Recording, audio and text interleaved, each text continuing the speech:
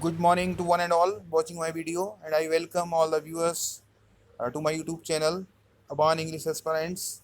Dear viewers, today I am going to explain chapter number 9 from the supplementary reader Footprints Without Feet. The title of this chapter is Bholi. Bholi, in actual position, is a name of a girl, and she is a daughter of reputed person of the place. भोली यहाँ पे जिस chapter का title है वो एक girl का नाम है, एक डॉटर, एक गांव की जो रेपुटेड पर्सन है, नंबरदार जिनको कहा गया है चैप्टर के अंदर, उनकी बेटी का नाम है भोली। और because of his behaviour, because of his character, we can say his name, her name is Bholi, क्योंकि उसका जो नेचर है, उसका जो बिहेवियर है और उसकी जो पर्सनालिटी है, उसके बेस पे उसका नाम भोली यहाँ पे रखा गया है। Because she is simpleton, she is very simple girl, क्योंकि बहुत सादा टाइप की गर्ल है वो, सीधी सादी है और इसीलिए उसका नाम भोली पड़ जाता है। लेट्स सी, चैप्टर को पढ़ते हैं, हम देखते हैं क्या कुछ इस चैप्टर के अंदर है। सबसे पहले यहाँ पे शॉर्ट इंट्रोडक्शन में कुछ लाइंस यहाँ पे लिखी हुई है। फ्रॉम हर वेरी चाइल्डहुड भोली was neglected at home. Why did her teacher take special interest in her? Did Bholi measure up to her teacher's expectation? तो यहाँ पे ही कहा गया है कि चाइल्डहुड से ही, बचपन से ही जो है भोली को घर पे नेग्लेक्ट किया जाता था। कोई भी उसकी तरफ ध्यान नहीं देता था या उसको इम्पोर्टेंस नहीं दी जाती थी। उसकी जो टीचर थी उसने स्पेशल इंटरेस्ट क्यों लिया? फॉर द अपलिफ्टमेंट ऑफ भोली, हम कह सकते हैं भोली को थोड़ा आगे बढ़ाने में या उसको मोटिवेट करने के लिए पर्सनल इंटरेस्ट क्यों लिया लेडी उस टीचर ने, उसके बारे में भी हम पढ़ेंगे इस चैप्टर में। इसके अलावा उस टीचर की जो एक्सपेक्टेशंस थी भोली से, क्या वो एक्सपेक्टेशंस पूरी हो पाई? भोली ने उन उसकी एक्सपेक्टेशंस को पूरा किया, इसके बारे में भी हम स्टडी करेंगे। रीड एंड फाइंड आउट में भी कुछ क्वेश्चंस यहाँ पे पुट अप किए गए हैं, देखते हैं। Why is Bholi's father worried about her? सबसे फर्स्ट ऑफ ऑल जो क्वेश्चन यहाँ पे पुट अप किया गया है वो ये है कि भोली के जो फादर थे वो उसको लेके ज़्यादा वरीड क्यों रहते थे, चिंतित क्यों रहते थे, परेशान क्यों रहते थे। Another question, for what unusual reasons is भोली सेंड टू स्कूल? वो कौन से रीजंस थे जिनकी वजह से जो है भोली को स्कूल पहुंचाया गया था, या क्या अनयूजुअल रीजंस थे?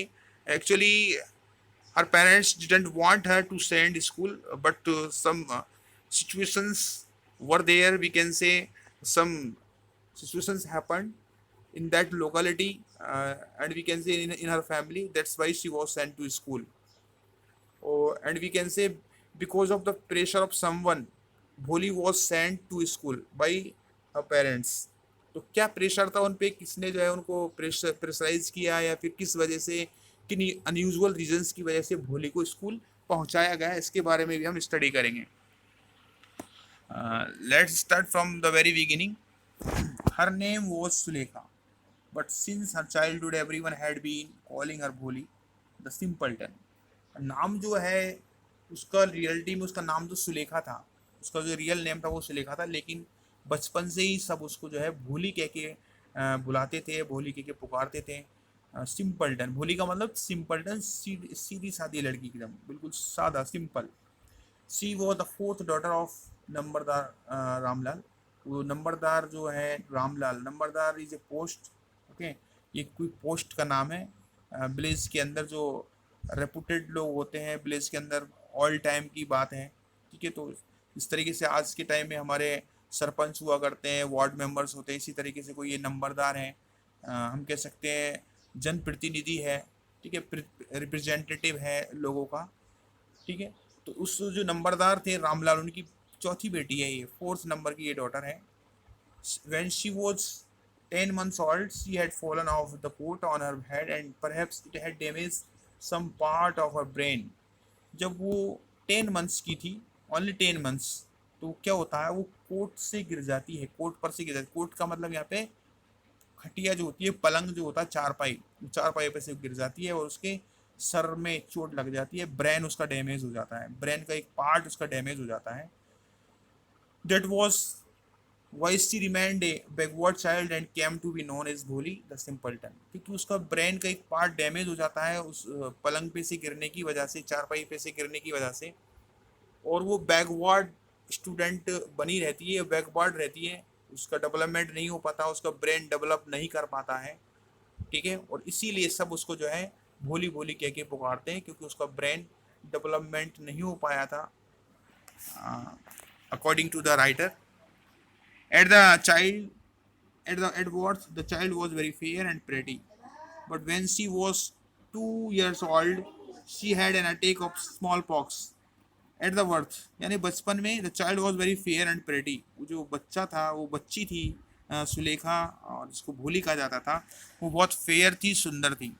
लेकिन जब वो 2 साल की हुई, उसको जो है उस पर जो है स्मॉल पॉक्स के नाम की एक बीमारी होती है, डिजीज होती है, उसने उस पर अटैक किया, या वो उससे सफ़र हो गई स्मॉल पॉक्स नाम की बीमारी से, ठीक है।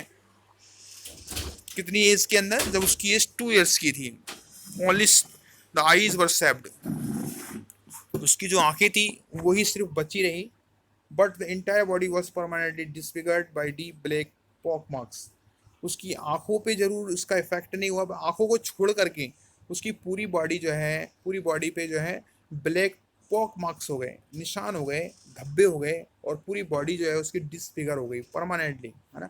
हमेशा हमेशा के लिए उसकी जो है बॉडी डिसफिगर हो गई, या हम कह सकते हैं उसके पूरे शरीर पे जो है, पूरी बॉडी पे उसके जो है निशान हो गए, मार्क्स हो गए, ठीक है। और उसको जो थोड़ा वो भद्दी लगने लगी।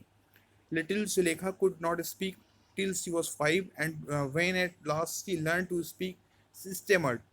जब सुलेखा की उम्र 5 साल तक की नहीं हुई थी, यानी 5 साल की उम्र होने तक, ठीक है, सुलेखा बोल नहीं पाई, भूली बोल नहीं पाई, या बोल नहीं सकती थी, वो बोलना नहीं सीखी। और जब उसने बोलना सीखा, तो बोलना सीखा तो कैसा बोलना सीखा? सी स्टेमर्ड, हकलाती थी वो, बोल नहीं पाती थी ठीक से, क्लियरली नहीं बोल पाती थी। The other children often made fun of her and mimicked her. दूसरे बच्चे थे, क्योंकि वो सही ढंग से बोल नहीं पाती थी, तो उसका फन बनाते थे, उसका मजाक बनाते थे, और मिमिक्री करते थे, यानी उसकी नकल उतारते थे। मिमिक मतलब हमें नकल करना, कॉपी करना, ठीक है। तो उसकी कॉपी करते थे, नकल उतारते थे उसकी, उसको चिढ़ाते थे, उसका मजाक बनाते थे। As a result she talked very little. अब क्योंकि सब लोग उसका मजाक बनाया करते थे दूसरे बच्चे, तो वो सोचती थी बेटर है कि मैं बोलूँ ही नहीं, ताकि मेरा मजाक नहीं बने, इसलिए उसने बोलना बहुत कम कर दिया था, बहुत कम बोलती थी वो। Ramlal had 7 children. रामलाल की जो है totally how many children he had, उसके 7 बच्चे थे टोटल, ठीक है। 3 सन्स एंड 4 डॉटर्स, 3 लड़के और 4 लड़कियां। And the youngest of them was भोली, और सबसे जो छोटी थी उनमें भोली सबसे छोटी थी, ठीक है। 7 बच्चे थे, 4 लड़कियां थी, 3 लड़के थे, और भोली सबसे छोटी थी, यंगेस्ट थी। यंगेस्ट का मतलब यहाँ पे सबसे छोटी होने से है। It was A prosperous farmers house hold, prosperous यानी रिच। ये जो घर था, ये बहुत अमीर घर था, या एक अमीर किसान का ये घर था। And there was plenty to eat and drink, और वहाँ पे खाने पीने की कोई कमी नहीं थी। प्लेंटीफुल क्वांटिटी के अंदर खाने और पीने की चीज़ें हमें मौजूद थी, यानी खाता पीता घर था। वेल टू डू फैमिली थी, क्योंकि रामलाल जो है एक प्रॉस्परस फार्मर था, रिच फार्मर था Ramlal. All the children except Bholi were healthy and strong. सभी जो बच्चे थे, सारे चिल्ड्रन जो थे रामलाल के, सब हेल्दी थे, स्ट्रॉन्ग थे, एक्सेप्ट भोली, यानी भोली के अलावा सभी बच्चे हेल्दी और स्ट्रॉन्ग थे रामलाल के, तंदुरुस्त थे, लेकिन भोली तंदुरुस्त नहीं थी। The sons had been sent to the city to study in schools and later in colleges. लड़कों को जैसा होता है, लड़कों को जो है भेज दिया गया था स्कूल्स में पढ़ने के लिए, उनको पढ़ाया गया बाकायदा, और उनको फिर स्कूल्स की स्टडी पूरा करने के बाद में कॉलेजेस में उनको भेज दिया गया, सिटी में उनको भेज दिया गया, सिटी के स्कूल्स और कॉलेजेस में उनको पढ़ाया गया रामलाल के लड़कों को।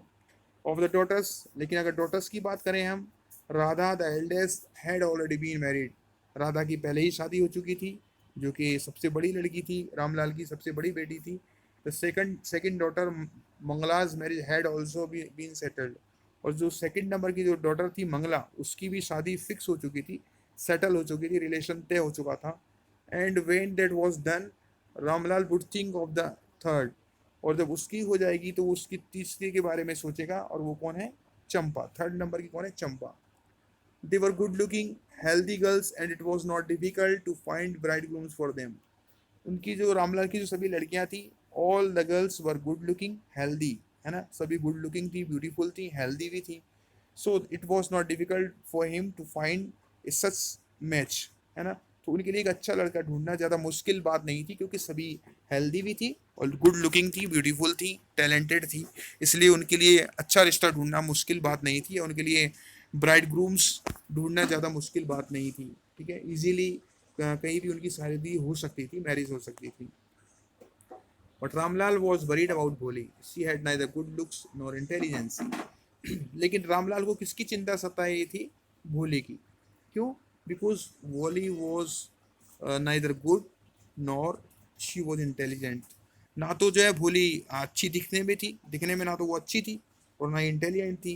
And whenever we are going to settle any relation, any marriage, तो such kind of things are required. Okay, जो जब भी हम कोई इस तरह का रिश्ता वगैरह तय करते हैं तो ये सारी चीज़ें ज़रूरी होती हैं। सामने वाला देखता है, ब्यूटीफुल भी देखता है, टैलेंटेड भी वो देखता है, इंटेलिजेंसी भी देखता है, तो सारी चीज़ें देखी जाती हैं। तो भोली के पास ये चीज़ें नहीं थी, वो ना तो गुड लुकिंग थी और ना ही इंटेलिजेंट थी। लेकिन उसकी जो 3 सिस्टर्स थी अदर, वो इंटेलिजेंट भी थी और हम कह सकते हैं गुड लुकिंग थी, वो हेल्दी थी। इसलिए उनकी शादी होना, उनका रिश्ता तय होना ईजी था। भोली का वो बिल्कुल भी आसान नहीं था, ठीक है, रिलेशन मिल पाना। देखते हैं आगे क्या होता है फिर। यहाँ पे फैमिली दिखाई गई है भोली की। भोली के फादर बैठे हैं, मदर है, सिस्टर्स बैठी हुई हैं। देखिए आगे चलते हैं। Bholi was 7 years old when Mangala was married. जब मंगला की शादी हुई तो भोली 7 years की थी, यानी जब भोली की जब 7 years की हुई तो मंगला की शादी कर दी गई। The same year A primary school for girls was open in their village. जिस साल मंगला की शादी हुई थी, जिस साल मंगला की मैरिज हुई थी और भोली जब 7 years की हो गई थी, उसी साल उस गांव में एक विलेज ओपन हुआ था, एक स्कूल खुला था उस गांव के अंदर। The tehsildar sahib came to perform its opening ceremony. He said to Ramlal, as a revenue official, you are the representative of the government in the village, and so you must set an example to the villagers. You must send your daughters to school. तो क्योंकि school की opening की जानी थी, और school की opening करने के लिए कौन आ रहा था? तहसीलदार साहब जो स्कूल की ओपनिंग करने के लिए आ रहे थे। ओपनिंग सेरेमनी में तहसीलदार साहब को बुलाया गया था। वो आए और उन्होंने रामलाल से क्या कहा कि क्योंकि तुम रिवेन्यू ऑफिशियल हो, ठीक है, रिवेन्यू कलेक्ट करने का काम तुम करते हो, या रिवेन्यू कलेक्ट करने की रिस्पॉन्सिबिलिटी तुम्हारी है विलेज के अंदर, इसलिए आप क्या हो? गवर्नमेंट के रिप्रेजेंटेटिव हो, जनप्रतिनिधि हो, या गवर्नमेंट की ओर से आप इस रिस्पॉन्सिबिलिटी को बियर कर रहे हो इन द विलेज, गाँव में। सो तुम्हें क्या करना चाहिए? गांव वालों के सामने एक एग्जाम्पल पेश करना चाहिए, एक एग्जाम्पल सेट करना चाहिए। और तुम्हें क्या करना चाहिए? अपनी बेटियों को स्कूल भेजना चाहिए, क्योंकि वो टाइम ऐसा था जब लड़कियों को स्कूल नहीं भेजा जाता था, या लड़कियों को स्कूल भेजना अच्छा नहीं माना जाता था। ठीक है, तो तहसीलदार साहब ने कहा कि आपको एक एग्जाम्पल सेट करना चाहिए, यानी आप सबसे पहले आपको लड़कियों को स्कूल भेजना चाहिए, तुम्हें इनिशिएट करना चाहिए इस मामले के अंदर, ताकि लोग तुम्हें देख करके दूसरे लोग भी अपने अपने बेटियों को स्कूल भेजना शुरू कर दें। तो this is your responsibility because of your, because you are representative of government, है ना, क्योंकि आप एक रिप्रेजेंटेटिव हो गवर्नमेंट के, रिवेन्यू ऑफिशियल हो, नंबरदार हो, इसलिए तुम्हारी जिम्मेदारी बनती है तुम लोगों को मोटिवेट करने के लिए अपने बच्चियों को स्कूल भेजें। That night when Ramlal consulted his wife, she cried, are you crazy? If girls go to school who will marry them. लेकिन जैसे ही रामलाल ने अपनी वाइफ से कंसल्ट किया रात को, तो उसकी वाइफ नाराज़ हो जाती है उसकी बात को सुन के, और थोड़ा चिल्लाती है, नाराज़गी के अंदाज में बोलती है अपने हस्बैंड से कि क्या तुम पागल हो गए हो, क्रेजी हो गए हो? अगर लड़कियां स्कूल जाएंगी तो फिर उनकी शादी कौन करेगा, है ना। क्योंकि वो ज़माना वो था, उस टाइम पे गर्ल्स को स्कूल भेजना अच्छा नहीं माना जाता था, या उस फैमिली को फिर वो लोग अच्छा नहीं मानते थे जो अपनी गर्ल्स को स्कूल में भेज दिया करते थे। तो बोलती कि अगर इस तरह से स्कूल भेजने लग जाएंगे इनको, तो फिर इनकी शादी नहीं हो पाएगी, लोग हमारी फैमिली को अच्छा नहीं मानेंगे, ठीक है, ये प्रॉब्लम हमारे सामने आ सकती है। तो उसने अपने हस्बैंड से ये बात शेयर की। But Ramlal had not the courage to disobey the tehsildar. लेकिन रामलाल के सामने भी एक प्रॉब्लम थी, वो तहसीलदार के ऑर्डर को डिसोबे नहीं कर सकते थे, उनके अंदर इतनी हिम्मत नहीं थी, करेज नहीं था, बिकॉज वो हायर रैंक के पर्सन थे। रामलाल के लिए तहसीलदार साहब और तहसीलदार साहब की बात को पीटना उनके लिए पॉसिबल नहीं था। At last his wife said, अब उनको कुछ ना कुछ सॉल्यूशन तो निकालना ही था।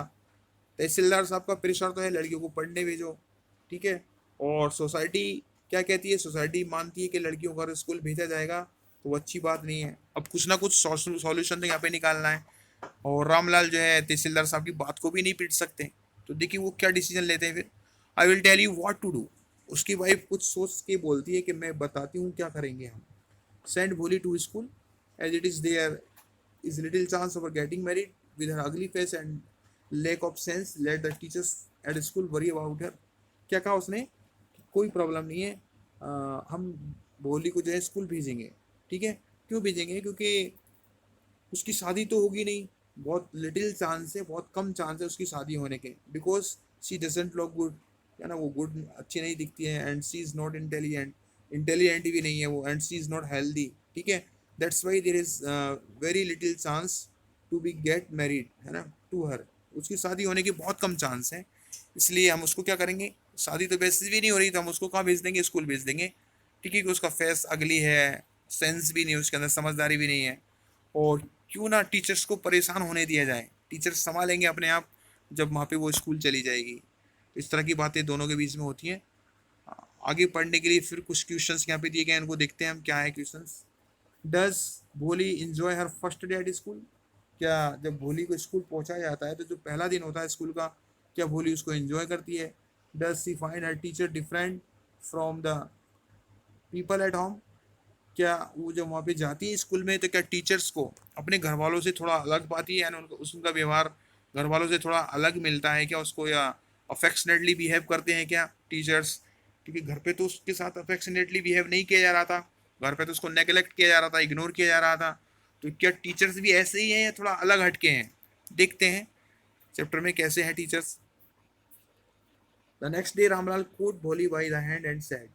अगले दिन जो है रामलाल ने भोली को पकड़ा, या भोली का हाथ पकड़ा और उसको लेके चल दिए। क्या कहा उन्होंने? कम विद मी, चलो मेरे साथ।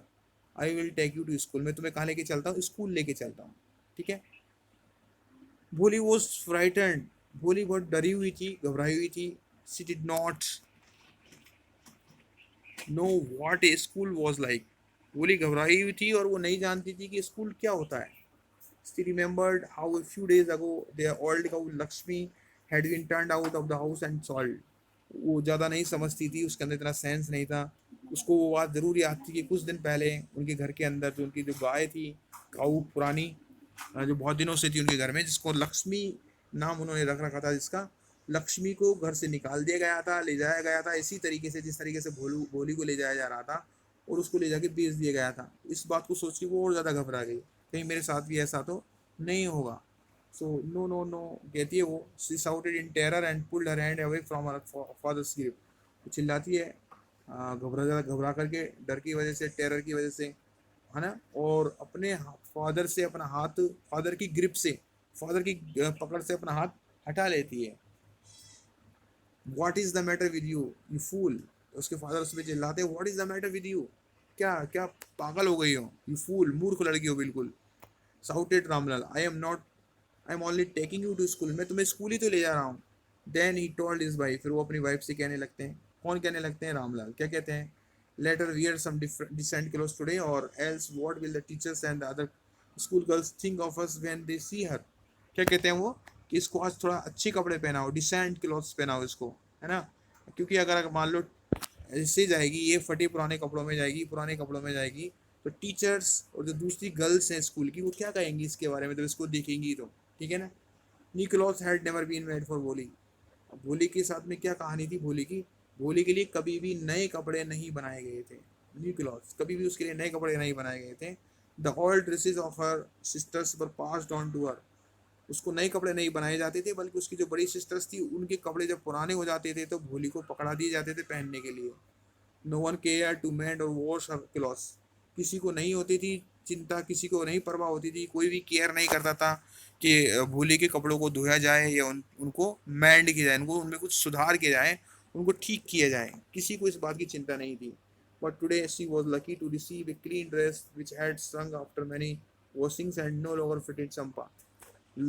भोली का हम कह सकते हैं भोली के लिए ये दिन आज लकी दिन था। क्यों लकी दिन था? क्योंकि उसको एक साफ सुथरी ड्रेस पहनाई गई थी, जैसी ड्रेस उसको पहले कभी भी नहीं पहनाई गई थी, इसलिए कह सकते हैं भोली के लिए लकी दिन था।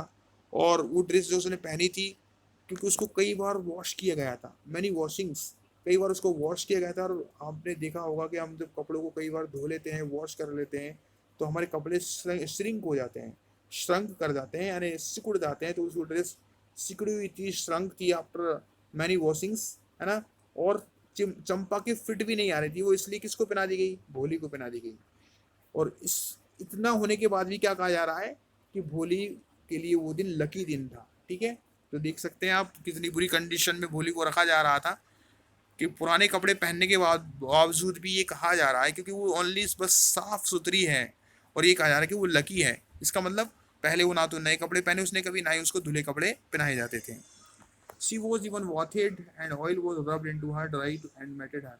कभी भी ना तो उसको नहलाया जाता था, ना ही कभी उसके बालों में तेल लगाया जाता, रब किया जाता था ऑयल, और ना ही उसके बालों को ठीक किया जाता था। Only then did she begin to believe that he was being taken to a place better than her home। लेकिन उस दिन भोली के साथ जो बिहेव किया जा रहा था, उसको नहलाया गया, उसको साफ सुथरी ड्रेस पहनाई गई, तो उसको थोड़ा विश्वास होने लगा कि आज उसको शायद इस घर से अच्छी जगह पे कहीं ले जाया जा रहा है, बेटर प्लेस पे उसको ले जाया जा रहा है, जो कि इस घर से ज़्यादा बेटर होगी। ऐसा उसका विश्वास, उसको विश्वास हो गया भोली को। ऐसा क्यों हो गया, जब उसको नई ड्रेस, धुली हुई ड्रेस पहनाई गई, उसको नहलाया गया, उसके बालों में तेल लगाया गया, बालों को सही किया गया, उसको लगा कि आज उसको कुछ कोई अच्छी जगह पे उसको ले जाया जा रहा है। When they reached the school, the children were already in their classrooms। जब वो स्कूल में पहुंचे, कौन, रामलाल और भोली, तो जो चिल्ड्रन थे वो सब ऑलरेडी अपने अपने क्लासरूम में बैठे हुए थे। Ramlal handed over his daughter to the headmistress. Ramlal ने जाकर के अपनी बेटी को जो है हेडमिस्ट्रेस के हवाले कर दिया। हैंडेड ओवर मतलब हवाले करना, सौंपना एक तरह से। तो हेडमिस्ट्रेस को संभला दिया। Left alone, the poor girl looked about her with fear laden eyes. अकेली थी वो, और बेचारी वो लड़की looked about her with fear laden eyes, डरी हुई थी। उसकी आंखें कैसे लग रही थी, फियर लेडन, जैसे आंखों में डर भरा हुआ हो, आंखों में उसके डर भरा हुआ था, ये डरी हुई थी। और डरी हुई आंखों से इधर उधर वो देख रही थी, अकेली बैठी हुई क्लासरूम के अंदर। देयर वर सेवरल रूम्स, वहाँ पे कई सारे कमरे थे। And in each room girls like her squatted on mats. और सभी रूम्स के अंदर लड़कियां बैठी हुई थी, स्क्वेटेड, स्क्वेटेड मतलब सिटिंग। और सभी रूमों में लड़कियां बैठी हुई थी, मैट्स के ऊपर, चटाई के ऊपर, फर्श के ऊपर हम कह सकते हैं। रीडिंग फ्रॉम बुक्स और राइटिंग ऑन स्लेट्स। और वो लड़कियां बैठी बैठी क्या कर रही थी, बुक्स से रीडिंग कर रही थी और स्लेट्स में लिख रही थी, ठीक है। द हेडमिस्ट्रेस आस्क्ड भोली, हेडमिस्ट्रेस ने भोली से पूछा, तो भोली से कहा टू सिट डाउन, बैठने के लिए कहा, in corner in one of the classrooms. तो भोली को भी जो है हेडमिस्ट्रेस ने कहा कि तुम भी जो है इन लड़कियों की तरह कॉर्नर में या कहीं पे क्लास के अंदर बैठ जाइए। तो भोली को भी बैठने के लिए कह दिया गया। आगे देखिए, Bholi did not know what exactly a school was like and what happened there. Actually हम बात करें एग्जैक्टली, अगर हम बात करते हैं, भोली को एग्जैक्टली ये नहीं पता था कि स्कूल क्या होता है और स्कूल में क्या होता है, स्कूल क्या होता है और वहाँ पे होता क्या है, ये भोली को जानकारी इसकी नहीं थी। But she was glad to find so many girls almost of her own age present there. लेकिन भोली एक चीज़ को देख के बहुत खुश थी, ग्लैड थी। वो क्या, कि वहाँ पे उसकी जैसी लड़कियाँ, उसकी एज की लड़कियाँ, वहाँ पे कई सारी लड़कियाँ वहाँ पे मौजूद थी। She hope that one of these girls might become her friend. और उसको ऐसा लग रहा था कि उन लड़कियों में से कोई ना कोई उसकी फ्रेंड भी बन जाएगी, ठीक है। The lady teacher who was in the class was saying something to the girls but भोली could understand nothing। जो लेडी टीचर जो वहाँ पे क्लास में पढ़ा रही थी, वो बच्चों को कुछ ना कुछ बता रही थी, बट भोली वॉज अनेबल टू अंडरस्टैंड, ठीक। लेकिन भोली समझने में सफल नहीं थी, या वो समझ नहीं पा रही थी क्या कहा जा रहा था लेडी टीचर की ओर से, उसको कुछ समझ में नहीं आ रहा था। सी लुक्ड एट द पिक्चर्स, वो तो पिक्चर्स को देख रही थी ऑन द वॉल, यानी वॉल पे जो पिक्चर्स बनी हुई थी ना, उनको देखने में लग रही थी वो तो, क्योंकि टीचर की बात तो उसको समझ में नहीं आ रही थी। तो वो जब टीचर की बात समझ में नहीं आती है तो स्टूडेंट्स क्या करते हैं, इधर उधर देखने लगते हैं। तो ऐसी भोली की टीचर की बात समझ में नहीं आ रही थी, तो वो क्या देख रही थी, वॉल पे बनी हुई पिक्चर्स को देख रही थी। The colours fascinated her, fascinated मतलब अट्रैक्टेड। जो कलर्स थे ना उन पिक्चर्स के, वो भोली को अट्रैक्ट कर रहे थे, फैसिनेट कर रहे थे। The horse was brown just like the horse on which the tehsildar had come to visit their village. उसने देखा दीवार पे एक घोड़ा भी बना हुआ था, ठीक है। और वो घोड़ा बिल्कुल ऐसे ऐसा ही लग रहा था जैसा कि जैसे घोड़े पे तहसीलदार साहब बैठ करके आए थे गांव के अंदर ओपनिंग सेरेमनी में, जब स्कूल ओपन हुआ था तब। तो वहां से कंपेयर कर, तहसीलदार के घोड़े से कंपेयर कर रही थी उस घोड़े को जो कि दीवार पे बना हुआ था, ठीक है। The goat was black like the goat of their neighbour. और उस पर एक बकरी का पिक्चर भी बनी हुई थी, बकरी की फोटो भी बनी हुई थी दीवार पे। तो उसको देख करके कंपेयर कर रही थी अपने पड़ोसी की बकरी से कि बिल्कुल वैसी ही लग रही है जैसे हमारे पड़ोसी की बकरी है। The parrot was green like the parrot she had seen in the mango orchard. तोते भी बने हुए थे, पैरट्स की पिक्चर्स भी बनी हुई थी, तो उनको देख करके वो किनसे कंपेयर कर रही थी, जो पैरट्स उसने मैंगो ऑर्चर्ड के अंदर देखे थे। And the cow was just like their Lakshmi. एक गाय की भी फोटो बनी हुई थी और वो सोच रही थी कि गाय बिल्कुल वैसी है जैसे हमारे लक्ष्मी है, यानी उनकी गाय है। एंड सडनली भोली notice that the teacher was standing by her side. ये सोच ही रही थी वो, इस तरह की बातें उसके दिमाग में चल रही थी, इस तरह के थॉट्स भोली के माइंड में चल रहे थे। इतने में एक टीचर उसके बगल में आके खड़ी हो जाती है, स्टैंडिंग बाई हर साइड, उसके बगल में आके खड़ी हो जाती है एक टीचर, और स्माइलिंग एट हर, उसकी तरफ मुस्कुरा रही है। किसकी तरफ मुस्कुरा रही है? भोली की तरफ। तो भोली को जो है, भोली को पुकारने लगती है, she could stammer no further than that, oh sorry, what is your name little one. तो वो टीचर आती ही पूछती, बेटी क्या नाम है तुम्हारा, छोटी सी लड़की, बताओ तुम्हारा क्या नाम है। भोली जो है बताने की कोशिश करती है लेकिन प्रोनाउंस नहीं कर पाती है। She could stammer no further than that. बस वो फर्स्ट जो वर्ड है भोली नाम का, वो वही कह पाती है, उसके अलावा कुछ भी नहीं बोल पाती वो। Then she began to cry and tears flowed from her eyes in a helpless flood. बस इतना ही बोल पाती है, फर्स्ट वर्ड ही बोल पाती है अपने नाम का, 2 वर्ड्स का उसका नाम है, फिर भी वो पूरा नहीं बोल पाती, फर्स्ट वर्ड ही वो बोल पाती है। और इतना बोलने के बाद में उसके आंखों से आंसू गिरने लगते हैं, बहुत ज़्यादा क्वांटिटी के अंदर। She kept her head down as she sat in her corner, not daring to look up at the girls who she knew were still laughing at her. वो बैठी रही कॉर्नर के अंदर, अपने सर उसने बिल्कुल ऊंचा नहीं किया, डरी हुई थी, शर्मा रही थी, हेजिटेंट थी। क्यों थी हेजिटेंट? क्योंकि जब उसने अपना नाम बताया तो सारी लड़कियां उसके ऊपर हंस रही थी, है ना। तो वो अभी भी हंस रही थी वो लड़कियां उसको देख देख कर। किसको देख करके? कोई एबनॉर्मल बच्चे होते तो उनको देख करके आपने देखा होगा, क्लास के स्टूडेंट्स होते हैं, अदर स्टूडेंट्स, वो हंसते हैं, ठीक है। लेकिन हमें ऐसा नहीं करना चाहिए, हमें किसी को डिस्करेज नहीं करना चाहिए। This is not good manner, okay, ये एक अच्छा मैनर नहीं होता। लेकिन वो लड़कियां उसकी तरफ हंस रही थी, और इसी वजह से वो बहुत ज़्यादा झिझक रही थी, वो ऊपर अपना मुंह नहीं कर पा रही थी, शक्ल अपने ऊपर नहीं दिखा पा रही थी, वो नीची नज़रों के साथ बैठी हुई थी। When the school bell rang, जब स्कूल की घंटी बजी, all the girls scurried out of the classroom.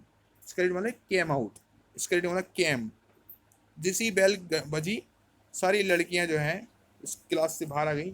But Bholi dare not leave her corner, लेकिन भोली की अभी भी हिम्मत नहीं हुई कि वो क्लास से बाहर आए। हर head still lowered, she kept on sobbing. उसका सर अभी भी नीचे झुका हुआ था और वो तो लगातार रोने में लगी हुई थी, सुबकने में लगी हुई थी, सॉबिंग, सिसकियां भरना, sobbing. Bholi, the teacher's voice was so soft and soothing, in all her life she had never been called like that, it touched her heart. तो वो अकेली बैठी हुई थी, सारी लड़कियां बाहर चली गई लेकिन वो नहीं गई, वो अकेली बैठी हुई थी। तो वो टीचर जो कि बहुत ज़्यादा काइंड थी, और मोटिवेट करने वाली थी, है ना, तो वो टीचर बोलती है वहाँ पे आके उनको पुकारती है भोली को, भोली। और टीचर की आवाज़ उसको इतनी सॉफ्ट लगती है, इतनी अच्छी लगती है, इतनी लविंग उसको लगती है भोली को, कि उसके दिल को छू जाती है, उसके हार्ट को छू जाती है। और उसको ऐसा लग रहा था जैसे मानो इतने प्यारे अंदाज में आज तक उसको किसी ने नहीं बुलाया, जितने प्यारे अंदाज में किसने बुलाया था, उस लेडी टीचर ने बुलाया था।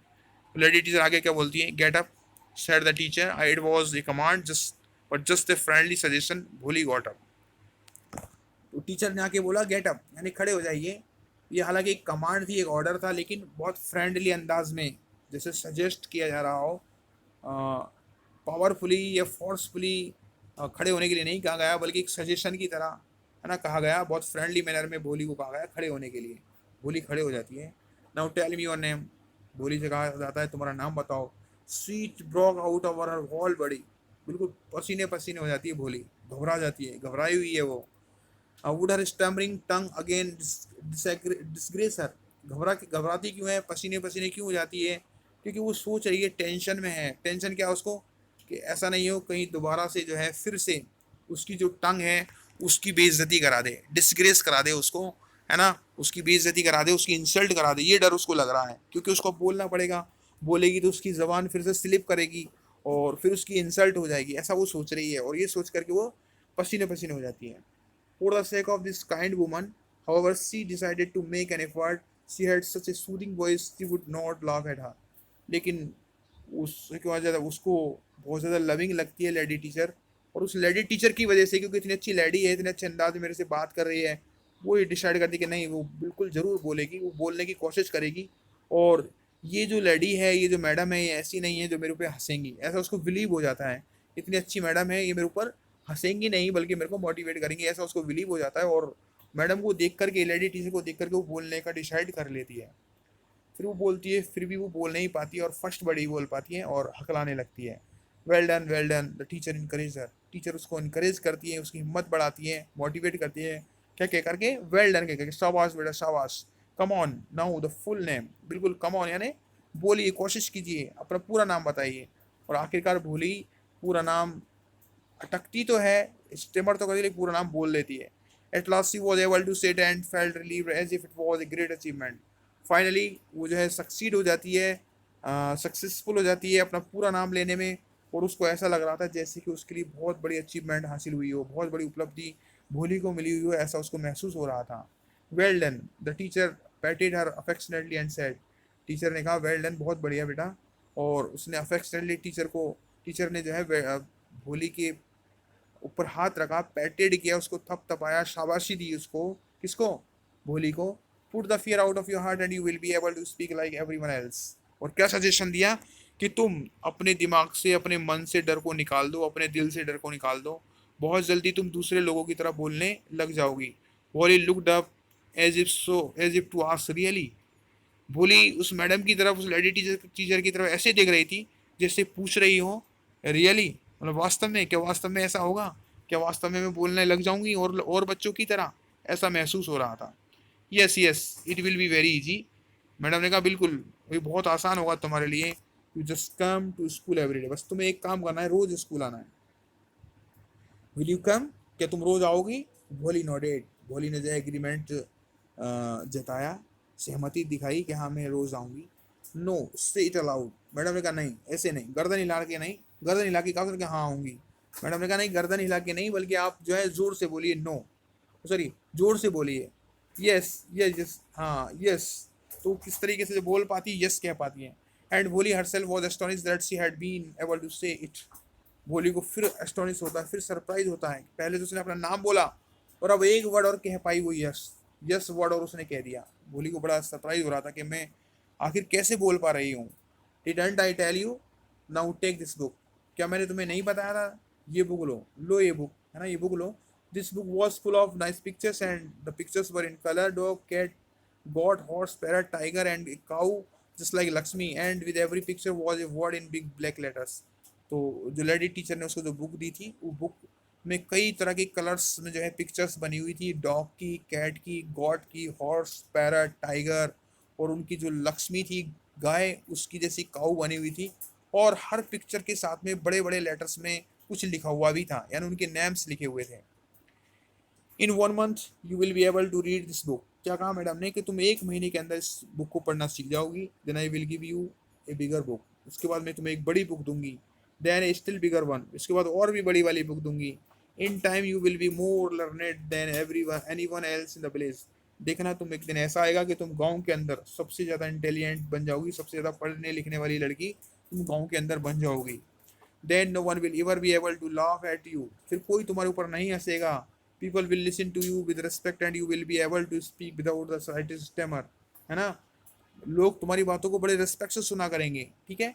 And you will be able to speak without the slightest stammer. और तुम बिल्कुल भी नहीं हकलाओगी, बिल्कुल भी स्टेमर नहीं करोगी और बहुत अच्छे से बोल पाओगी। सारे लोग तुम्हारी इज्जत करेंगे, सब लोग तुम्हारी बातों को बड़े रिस्पेक्ट के साथ सुनेंगे। Understand?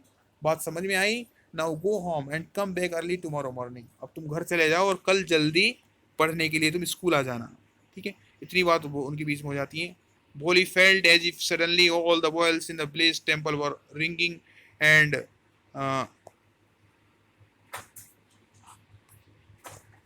and the trees in front of the schoolhouse had blossomed into big red flowers. Her heart was throbbing with a new hope and a new life. भोली को ऐसा लग रहा था, ऐसा महसूस हो रहा था, उसको ऐसा फील हो रहा था जिससे कि अचानक गांव के मंदिर के अंदर घंटियां बज उठी हों, है ना, बेल रिंगिंग कर रही हों। और उसके और जो पेड़ जो लगे हुए हैं स्कूल बिल्डिंग के आगे, जो पेड़ लगे हुए हैं, पेड़ खड़े हुए हैं, ऐसा लग रहा था सारे पेड़ों के अंदर फूल खिल गए हों, है ना, रेड रेड बिग फ्लावर्स खिल गए हों, है ना। और उसका जो हार्ट था, उसका जो दिल था, वो थ्रॉब कर रहा था, धड़क रहा था।